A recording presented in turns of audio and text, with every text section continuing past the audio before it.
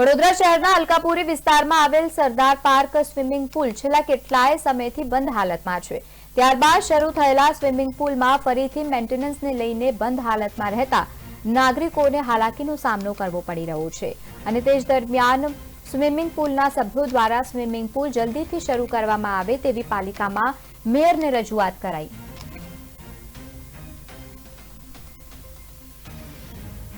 Sardarbaug swimming pool છેલ્લા કેટલા વર્ષોથી બંધ હતો। ત્યાર પછી કંઈ 2-4 મહિના માટે ચાલુ કરવામાં ફરી પાછો 6 મહિનાથી ગયા વખતે રેલ આવી ત્યાર પછી બંધ થઈ ગયો છે તો હજી સુધી ચાલુ નથી થયો। આ અંગે અમે રજૂઆત કરવા માટે ડેપ્યુટી મેયરશ્રી એમને મળવા માટે આવ્યા હતા।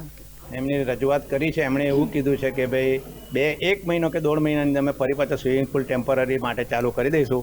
પરમેનન્ટ સોલ્યુશન માટે એ લોકો રાહ જોઈ છે કે ભાઈ શું કરવું એને માટે, પણ ટેમ્પરરી એ લોકો ચાલુ કરી આપશે એવી આશ્વાસન એમણે આપ્યું છે। એવું લાગી રહ્યું છે। અમે ઘણી વખત રજૂઆત કરી છે આ અંગે।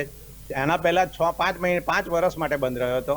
એ અંગે બી અમે દરેક જણને મળ્યા હતા। મ્યુનિસિપલ કમિશનરથી લઈને કલેક્ટરથી, ધારાસભ્યથી, સંસદ સદસ્યને બી મળ્યા હતા, પરંતુ આનું કોઈ નિવેડો આવતો નથી। ટેમ્પરરી આ લોકો ચાલુ કરે છે અને ફરી પાછો બંધ થઈ જાય છે, એવું થાય। સરદારબાગ સ્વિમિંગ પુલ છેલ્લા કેટલા વર્ષોથી